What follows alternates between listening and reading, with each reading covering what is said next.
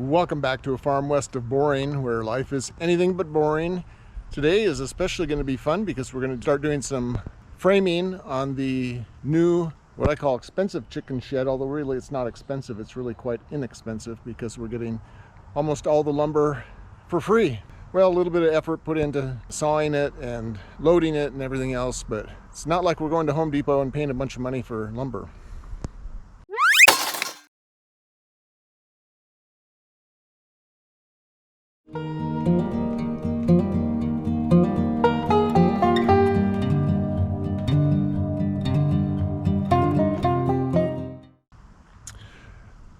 Some of you might be wondering why I wear that crazy hat. It's really a result of some of the skin cancer that I've had. Nothing major, but I've had some skin cancer removed from my forehead and my ear and the top of my head. And the doctor keeps saying, hey, you need to wear a hat. So I wear that hat, and it is actually pretty nice because it keeps the sun off me and keeps me a little bit cooler. Well, today we're going to be doing some framing. And first thing I'm going to do here is cut one of my 4x5 beams to go up here across the end. They're not really supporting anything because the rafters will be sitting on that, the roof rafters will be sitting on that beam and on a wall that will frame in on top of those beams. So those are the weight-bearing beams. This is just an intermediate beam. We are going to have a door at this end, a man door at this end. And so that's our framing for today. So I've measured it off 84 5/8. So my measurement between this post and that post, 84 5/8. Cutting this to 84 5/8. It should fit in up there. So trying to think ahead here on how we're going to attach a chain to this thing when we start to pull it. And I don't really have any good ideas for how to hook it on, except to run the chain sort of like in a logging loop around the beam on the other side of the cross support we have. That should pretty much do it. And we've got it chain hooked together down below so that the pole will be down below and not up on the joist.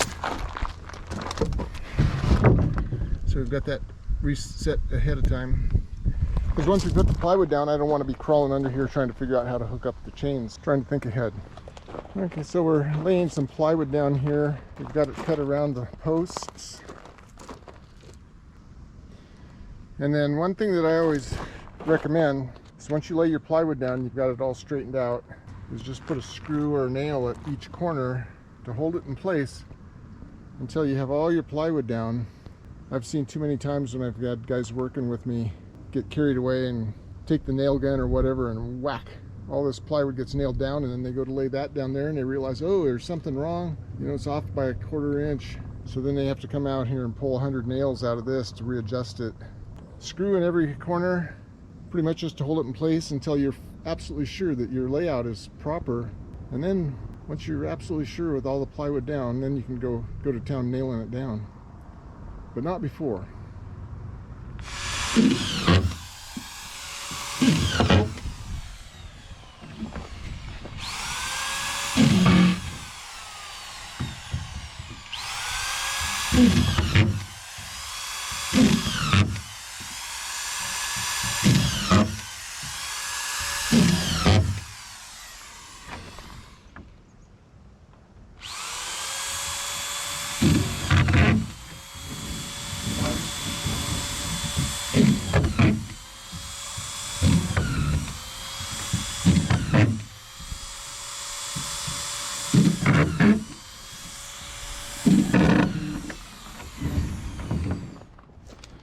Well, I'd say this is a pretty dang solid deck.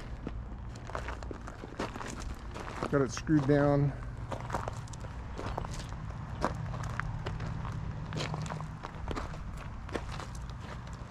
The old Quick Drive Pro gun worked pretty good. Yeah, we used to use that a lot. There's an extension that goes on it that makes it so you stand up. So when you're laying a lot of plywood on a floor, that gun there really saves a lot of time.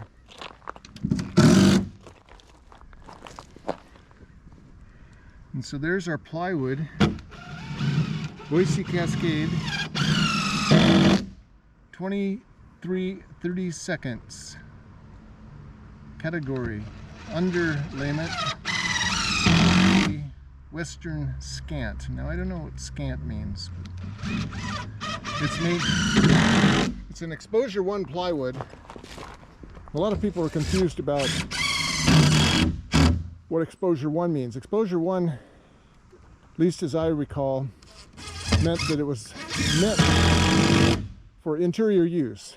It was, you could have it, you could sheet a floor with this. You could sheet a floor like this and let it sit out in the rain for, you know, a week or so. But it was not designed to be an exterior plywood. So for liquid deck coatings, which is what we did a lot, you didn't want to use exposure 1 because it wasn't really designed to be outside. You always used A or marine plywood, A grade, ACX, or marine grade.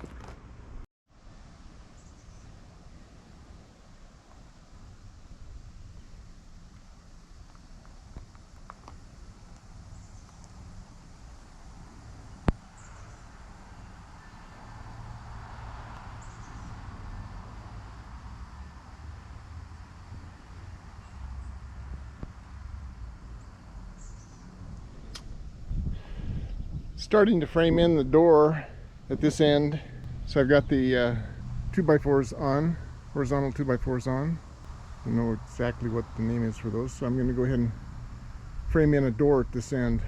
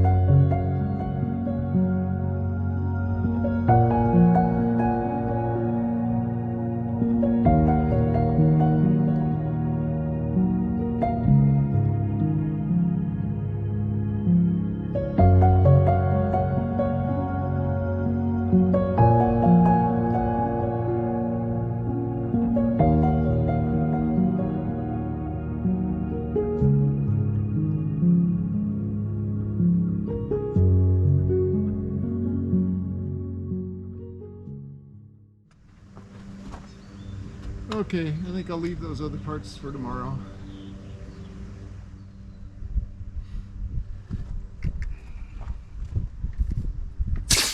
Well, it's another day.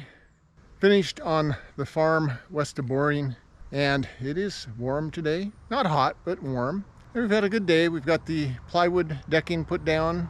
Confession, bought at Home Depot, probably $50 a sheet back in November. But I don't have time to go cutting 1x boards for that floor, so this makes it go a little faster. Yeah, we got that rooster up there crowing. I'm sure the neighbors are loving that. We have the end beams put up. They're not really structurally supporting anything, but they're going to be part of the structure. And I have the door on the man end of the chicken shed framed in, and that will help us move right along. Tomorrow we should get most of that framing done for the chicken shed, and then maybe think about starting to make some roof rafters. If you enjoyed today's video, and I'm not really sure what day this is, if this is episode 3 or 4, or I'm losing track. But if you liked it, give us a thumbs up. Please consider subscribing to our channel. That'll be very helpful. And hit the notification bell, and we'll let you know next time we put a video out. So follow us along, and we'll see you on the next episode of the chicken shed build on the farm west of Boring.